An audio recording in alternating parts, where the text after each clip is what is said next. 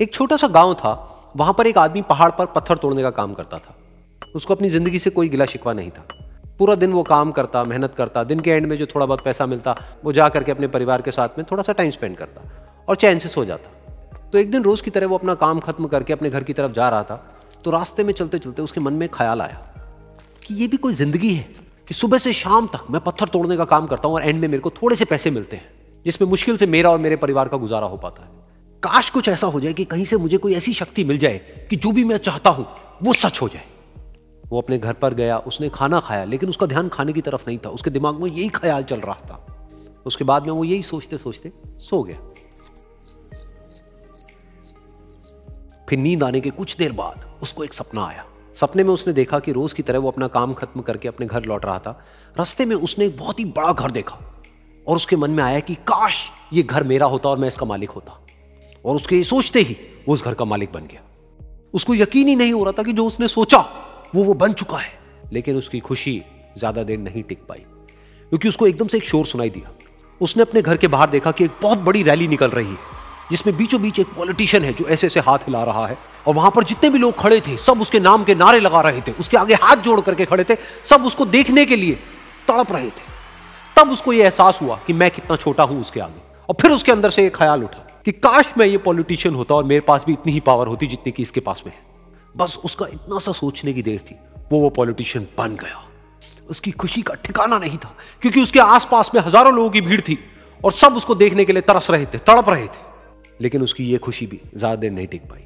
धूप बहुत ही तेज थी और उस पॉलिटिशियन को आदत नहीं थी इतनी गर्मी में रहने की। तो उस धूप की वजह से उसको चक्कर आ गए और वो बेहोश होकर के गिर गया। फिर उसको एहसास हुआ कि ये पॉलिटिशियन सबसे ताकतवर नहीं है, ये जो सूरज है ये सबसे ताकतवर है। और उसके मन में आया कि काश मैं ये सूरज बन जाऊं तो मेरे आगे कोई नहीं टिक पाएगा। और उसका इतना सा सोचने की देर थी और वो सूरज बन गया। और वो खुशी से पागल हो गया, क्योंकि पूरी दुनिया को वो ही रोशन कर रहा था और पूरी दुनिया में ऐसा कोई नहीं था जो कि उसकी रोशनी को रोक सके। लेकिन उसकी ये खुशी भी ज्यादा देर टिक नहीं पाई, क्योंकि कुछ ही देर बाद आसमान में कुछ काले बादल आए जिन्होंने कि उस सूरज की रोशनी को रोक दिया। फिर उसको यह एहसास हुआ कि इस दुनिया में ऐसा भी कोई है जिसमें दम है उसकी रोशनी को रोकने का। और उसके मन में एक ख्याल उठा कि काश मैं वो बादल बन जाऊं। और वो बादल बन गया और आसमान में उड़ने लगा। उसको ऐसा लगा कि मैं आसमान में उड़ रहा हूं और अब मैं जहां चाहे वहां जा सकता हूं। लेकिन कुछ देर बाद वहां पर एक बहुत तेज हवा का झोंका आया जो कि उन बादलों को उड़ा करके ले गया। और फिर उसे ये समझ आया कि ये जो बादल हैं वो सूरज की रोशनी को तो रोक सकते हैं, लेकिन हवा को नहीं रोक सकते।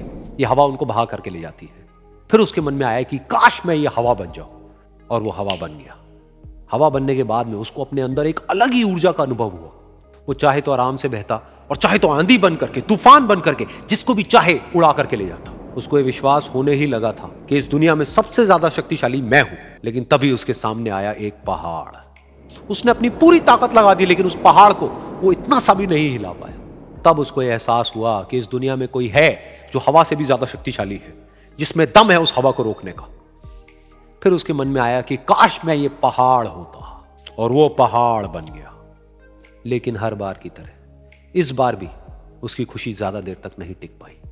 उसको एक जानी पहचानी सी आवाज सुनाई दी और साथ ही साथ उसको दर्द होने लगा, जैसे कि कोई है जो उसको तोड़ रहा है, उसको मार रहा है। तो दर्द से वो चीखने लगा और उसके मन में आया कि काश मैं वो बन जाऊं क्योंकि इस पहाड़ को तोड़ने का दम रखता है। लेकिन इस बार उसकी ये ख्वाहिश पूरी नहीं हुई।